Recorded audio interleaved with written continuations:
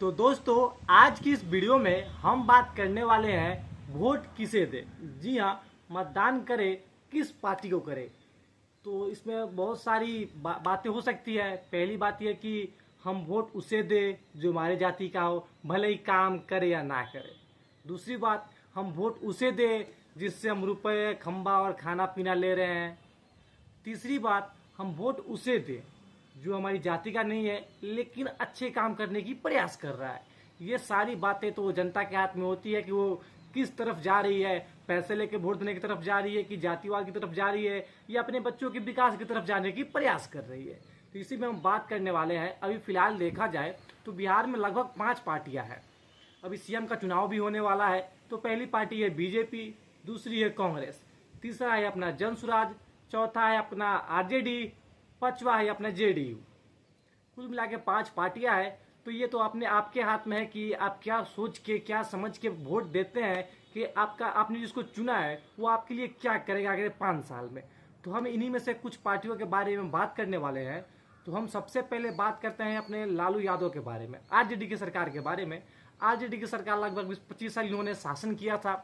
उस शासन में मैंने सुना है कि जंगल राज बहुत ज्यादा था। काम भी किया था लेकिन जंगल राज बहुत ज्यादा था। शाम 5 बजे के बाद कोई भी लड़की अपने घर से नहीं निकल सकती थी।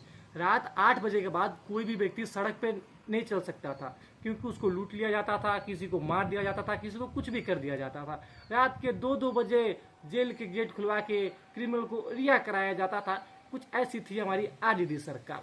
मैंने तो यहाँ तक सुना है कि बिहार में कंपनियां आ रही थी कंपनी लगाने, लेकिन इनको कुछ कमीशन ज्यादा ना मिलने के कारण इन्होंने एक कंपनी एक फैक्ट्री को ना लगने दिया बिहार में। और यहाँ तक बात, इन पे केस भी दर्ज है कि जमीन ले लेके घूस देते थे। ये काम तो अभी चल ही रहा है, इस पे अभी सुप्रीम कोर्ट सुनवाई कर रही है, कुछ साबित हुआ है नहीं हुआ है ये बात अलग की है। उसके बाद अब आता है अपने नीतीश कुमार पे। नीतीश कुमार वर्तमान में भी बिहार के सीएम है और लगभग 20 साल से ये भी बिहार पे राज कर रहे हैं। जब ये पहली बार सीएम बने थे, मतलब नए नए सीएम बने थे बिहार के, उस समय भाई साहब बहुत जोर शोर से काम कर रहे थे। चाहे वो शिक्षा की तरफ हो, स्वास्थ्य की तरफ हो, रोड की तरफ हो या डेवलपमेंट की बात करें, बिहार की डेवलपमेंट की तरफ बहुत ज्यादा ध्यान दे रहे थे। और अपने शुरुआती के 5 साल में लगभग इतना उन्होंने काम किया, इतना ज्यादा प्रोग्रेस दिया बिहार में, इतना ज्यादा कि लग रहा था कि सबसे पिछड़े राज्य से बिहार कुछ तो ऊपर आ ही जाएगा। लेकिन कहते हैं ना, सत्ता का लालच।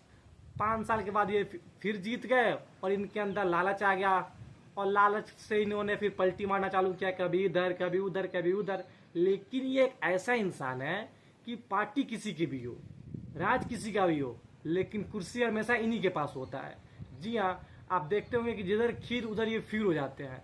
अपने पुराने 5 सालों में तो बहुत काम किया, लेकिन बाकी के 15 साल में समझिए कि उसका 20% भी काम नहीं किया। अगर 20% भी काम किया होता तो बिहार आज सबसे पिछड़ा राज्य नहीं होता। ना रोजगार का 1% उन्नति हुआ है।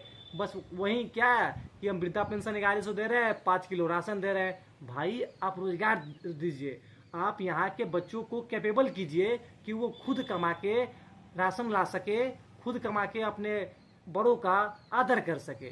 आपके 5 किलो राशन और 1100 वृद्धा पेंशन से क्या होने वाला है? अगर वो खुद कैपेबल हो जाएगा फिर आपके सामान की उसको जरूरत ही नहीं पड़ेगी, वो सारा कुछ खुद ही कर लेगा।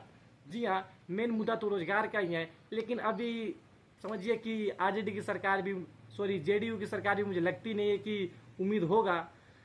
ऐसे ही कुछ हमारे दो पार्टियां थे। अब तीसरी पार्टी है अपनी जनसुराज, जो नई नई खड़ी हो रही है।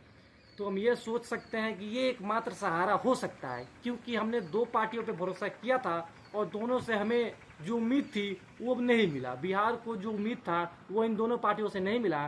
तो एक बार इन पार्टी पर भी भरोसा करके देख सकते हैं कि भाई साहब, ये पहले ऐसे नेता हैं जो कह रहे हैं कि हमारे लिए नहीं अपने बच्चों के लिए वोट करें और आपके बच्चे का भविष्य जिस पार्टी के थ्रू है उधर ही जाए आप।